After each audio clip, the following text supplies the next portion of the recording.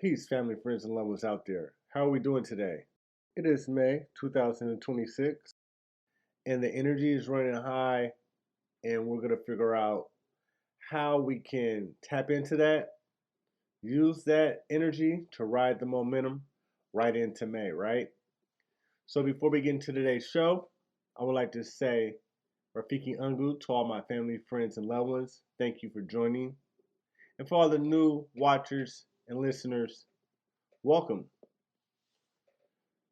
So, today's topic is your midlife crisis is only a midlife pivot. And for those in the age range of 38 to 46, this message might resonate a little bit more with you in the present moment than those that might be younger or older. But this message is still something that can help all individuals, and you might be able to help someone you know and you see going through this midlife pivot. And me, myself, will fall in the age range of this midlife pivot. So I'm going to give you a lot of personal experience of what I'm going through and dealing with to give you an example on how we can use this energy not only to renew, but to reclaim our higher selves. So I'm going to start by talking to you about what people consider a midlife crisis. Normally, when we think of a midlife crisis, we think of a breakdown. We think of someone in a position that things are so overwhelming they can't bear what they're facing. And some of these changes and challenges come into one's life without any knowing how it entered into one's life and how it's going to exit out of one's life.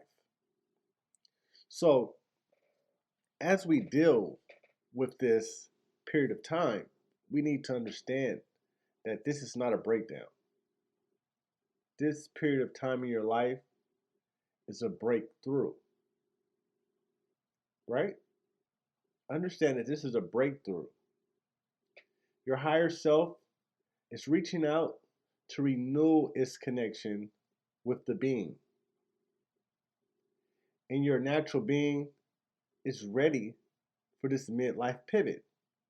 It's wanting this refreshing moment of clarity and that this is the experience I want going forward. Not that this is the experience that I accepted the last 20 years, right? Somewhere in your 40s, things starts to shift. The life that once seemed just right begins to start to feel tight, predictable. A lot of people get labeled with this midlife crisis and begin to look at their life with some disappointing energy, with some jealousy, with some uncertainty, right? We get at this stage in life where we don't really understand that we are being challenged to wake up and not being forced to change, right? Because when we deal with a sign of change, we sometimes resist the change because of the unknowingness that it brings. But at this particular time in your life, this is a time to reclaim your life and not break it down to destroy it. And see that this is the course of correction point, right? This is the period of time where Uranus is associated with the awakening and the rational change, and it challenges you to wake up. Today's episode will redefine the turning point and why it feels destructive or disturbing, and how you can work with it instead of against it. So ask yourself, something that collapsed, was it already unstable? Think about it. Something in your life that just collapsed, just think back and see, were there signs showing you that there was some instability in that relationship, in that situation? And normally it's yes.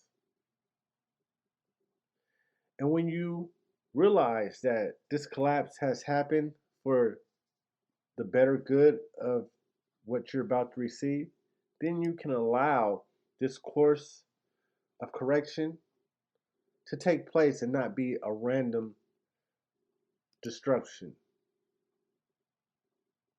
right? We don't want to be disturbed by this change. We actually want to be awakened to the journey and move towards our self awareness and that emotional growth, right? Is it possible that you're still clinging on to old patterns in life that is inhibiting you to meet your personal evolution? See, the Uranus energy encouraged you to celebrate your achievements while setting intentions for your next chapter, right? Of personal growth and spiritual evolution. So, this aspect has to happen. So, we shouldn't look at this period of life as being a crisis when it's just a pivot point, right? We have to understand that these things that happen to us are showing us that we need to realign with the energy that's being set forth and not the energy that we are comfortable in or the energy that we've settled for, right? And you have to understand, depending on where Uranus is in your chart and what house and what sign, it will tell you what parts of life that you're going to be dealing with this pivot. Yes, and the Uranus opposition, Uranus, represents the awakening, right, in the individual. And it's going to help you break the old, outdated identities that you've been seeing yourself as, right? It will also keep you grounded and moving forward, right? So just know that this period of time, you might have a loss of certainty. You start to realize that time is infinity.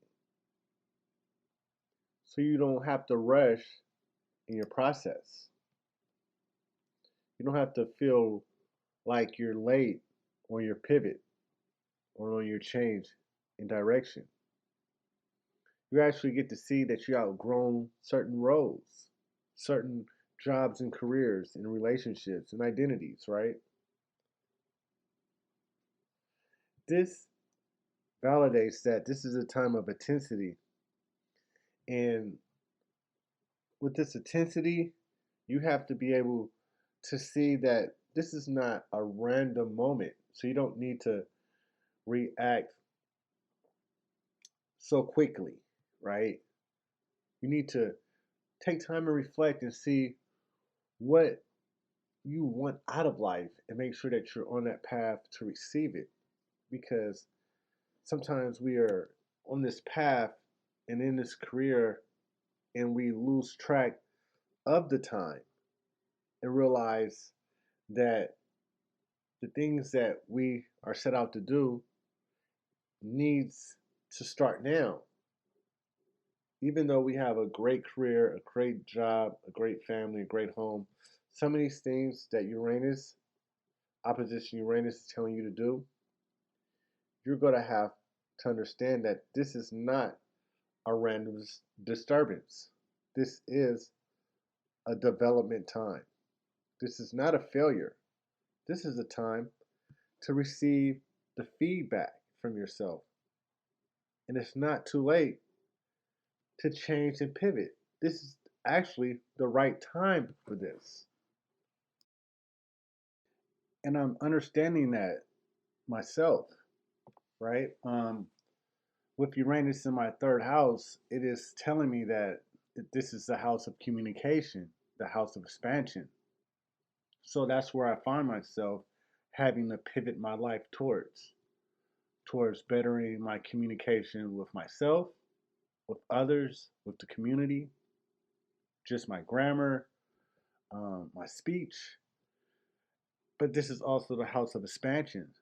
So my education, my teaching, my environments, my adventures, my meanings, all these things are expanding. So while Uranus is in my third house, I have to deal with the earlier stages where I got my education versus my adulthood where I had to get the higher education that I needed, right? Then I'm looking at when I was a student, learning compared to being in a position to be the teacher, right? This is also a particular time where I'm dealing with my lower mind and trying to get my lower mind to release me out of the imprisonment that I've been having and allow my higher mind to free me into this new reality, into this new identity of self, right? This midlife pivot is changing what I think into what I know. And when these things happen at this particular time or at this time period in your life, you have to understand that you're not stuck, right? These are just old beliefs, old ideas. And you have to look from within yourself to see that there's time for you to form into a newer version of yourself. And not only is there time, but this is the alignment for you to do so.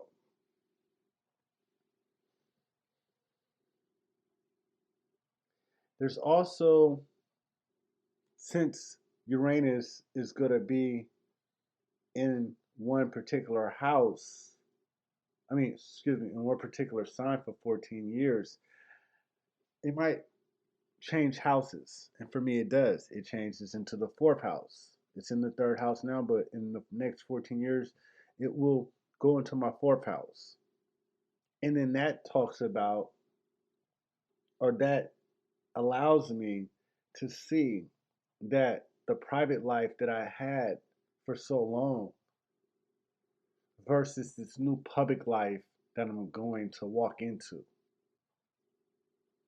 right? The family structure that I had my whole life,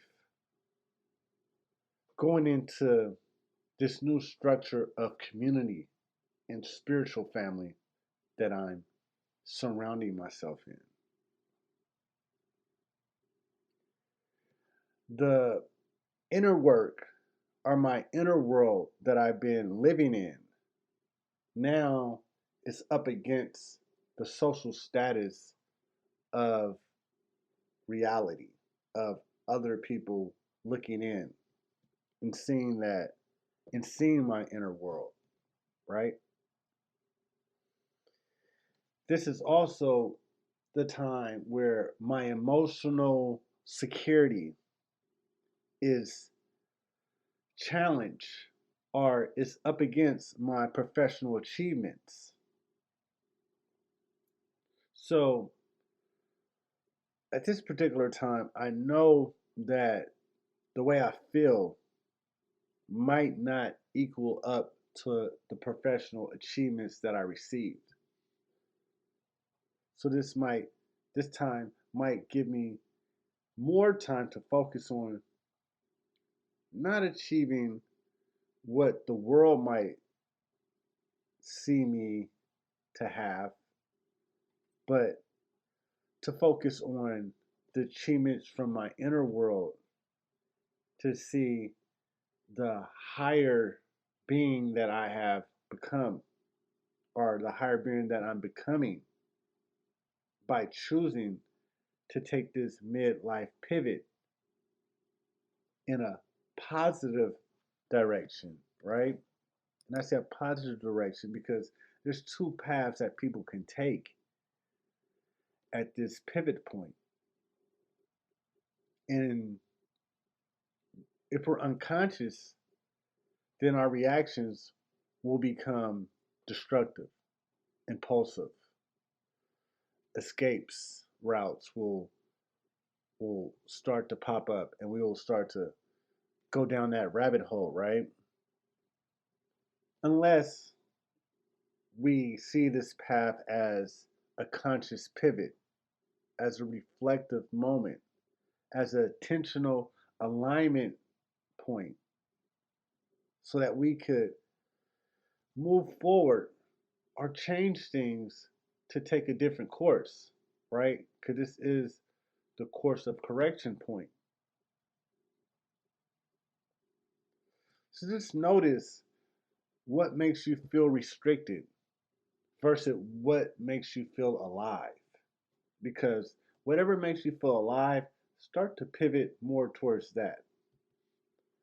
Start to leave what feels restrictive to those in those areas. Question: what's the definition for success for you? Because success in the physical realm might be different than success in the spiritual realm. I'm not going to say it is. I don't know what success definition that you follow by, but yes, question your definition of success.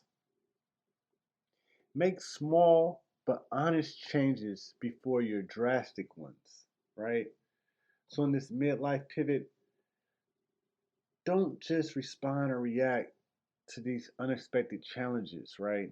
Or these problems that you see that you want to address. Just make a small, honest change towards that and allow the uncertainty that you have to just ease its way into clarity without you rushing to fix it, right? You don't have to be in a rush to fix this period of time in your life. This is actually the perfect time to realign and make a pivot.